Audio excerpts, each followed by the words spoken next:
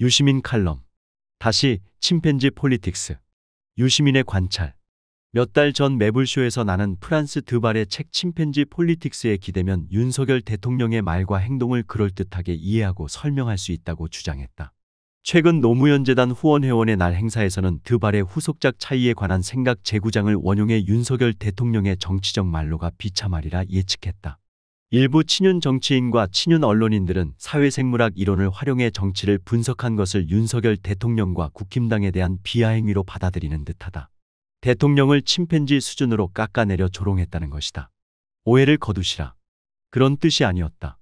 프란스 드발은 호모 사피엔스를 침팬지 수준으로 비하하려고 권력투쟁은 진화의 산물이며 정치는 인류 역사보다 오래되었다고 주장한 게 아니었다. 인간의 정치행위와 침팬지의 권력투쟁을 공통의 생물학적 기초 위에서 설명했을 뿐이다. 나도 그와 같다. 드발의 연구를 포함한 사회생물학의 여러 이론에 비추어 윤석열 대통령의 언행을 설명하고 그의 정치적 미래를 예측했을 따름이다. 최근 상황을 반영해 다시 요약 정리할 테니 더는 오해하지 말기 바란다. 널리 쓰는 정의에 따르면 사회생물학은 동물의 사회성 행동을 생물학적 측면에서 연구하는 학문이다. 우리 호모 사피엔스는 벌과 개미 같은 막시료 곤충이나 침팬지를 비롯한 영장류 동물처럼 군집을 이루어 산다. 먹이 획득과 자녀 양육을 위해 여러 세대가 함께 거주하면서 분업하고 협업한다. 사회생물학의 기본 전제인 다윈주의 이론에 따르면 인간 군집에서 사회성 행동이 진화한 것은 생존과 번식의 확률을 높여주는 적응에 이익이 있었기 때문이다. 다윈주의는 인간을 예외로 취급하지 않는다. 호모 사피엔스도 다른 종과 마찬가지이므로 진화의 도정에서 나타난 종으로 여긴다. 인간의 사회성 행동에도 자연선택을 통해 진화한 생물학적 기초가 있다고 믿는다. 인간의 사회성 행동은 매우 다양하지만 특정한 기준을 세우면 몇 가지 유형으로 분류할 수 있다.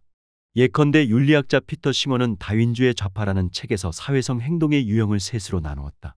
생산 방식과 경제체제와 정부 형태 같은 것은 문화마다 크게 다르다. 이런 것은 짧은 역사의 시간에 자주 바뀌었기 때문에 진화와는 직접 관련이 없다고 보는 게 타당하다. 성도덕과 인종주의는 문화에 따라 약간 차이가 있기 때문에 어느 정도는 생물학적 기초와 관련이 있다고 추정한다. 사회적 위계와 서열을 형성하는 것은 모든 문화의 공통적이니 호모 사피엔스라는 종의 특성으로 본다. 유전적 생물학적 기초가 확실히 존재한다는 말이다. 싱어는 사회를 바꾸려고 노력하는 좌파들에게 모든 문화에 보편적으로 존재하는 것보다는 문화에 따라 많이 다른 것에 집중하라고 권했다. 인류에게 생물학적으로 주어진 것을 없애려고 하는 개혁은 실패할 가능성이 크고 일시 성공하는 것처럼 보인다 해도 심각한 부작용을 일으켜 결국 무의로 돌아간다는 것이 싱어의 주장이었다. 위계와 서열을 형성하는 종이 호모 사피엔스뿐인 것은 아니다. 침팬지 군집에도 거의 비슷한 행동이 진화했다. 침팬지 폴리틱스는 네덜란드 아르넘 동물원의 침팬지 무리 관찰 기록을 정리한 책이다. 침팬지를 연구해 인간 이해를 증진했다는 평가를 받은 이 책의 핵심은 알파 메일 침팬지의 보안관 행동에 대한 서술이다. 드발은 동물원의 모든 침팬지에게 이름을 붙이고 수컷 4마리가 벌인 권력투쟁의 과정과 결말을 특히 세세하게 관찰하고 기록하고 분석했다.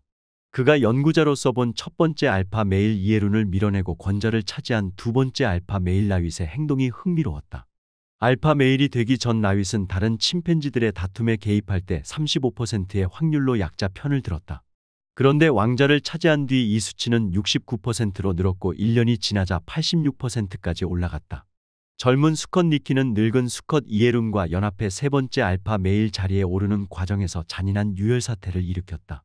라윗의 손발과 고환을 물어뜯어 죽인 것이다.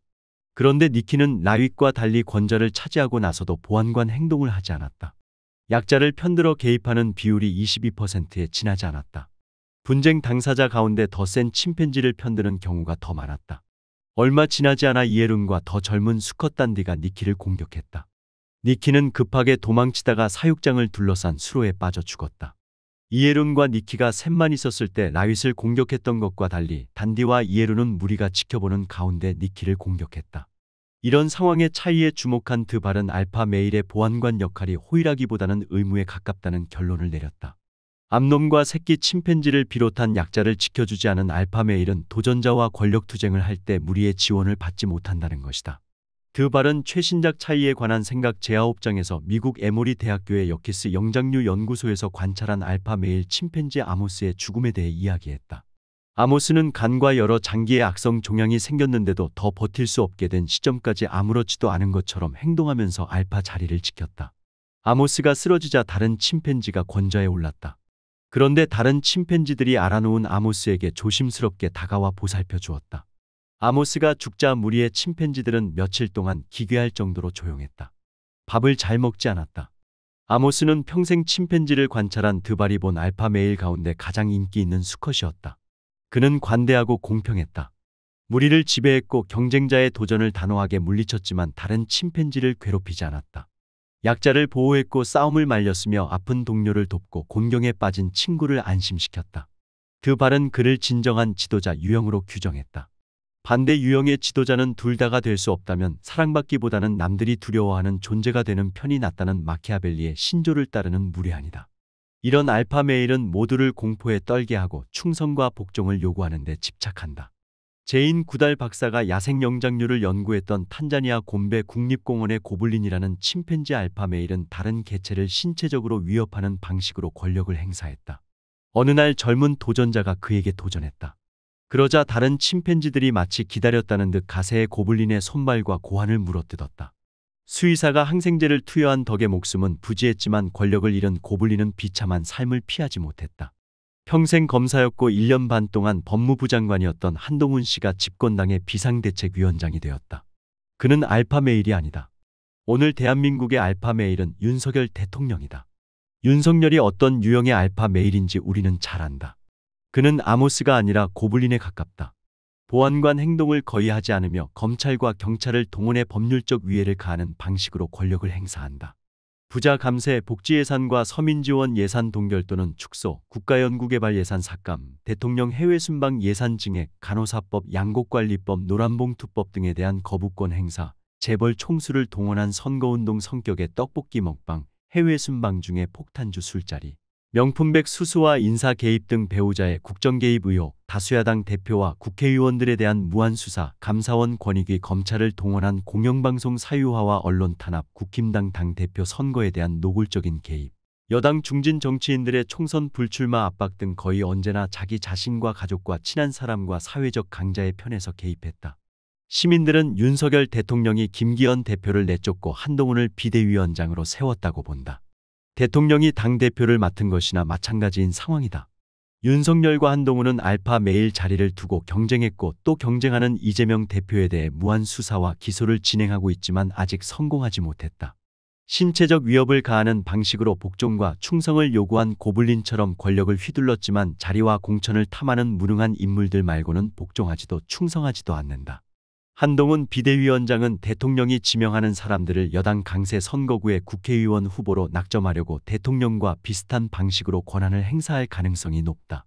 집단적 의사결정 이론의 유권자 이동성이라는 개념이 있다. 어느 시점에서 어느 사회의 유권자 이동성은 집권 세력에 실망하는 경우 야당을 지지하는 유권자의 비율로 나타낼 수 있다. 나는 현 시점에서 우리 사회의 유권자 이동성이 적당한 상태라고 본다. 유권자 이동성이 너무 높으면 정당이 불안정해지고 이동성이 너무 낮으면 정당과 정치인들이 민심을 무시한다.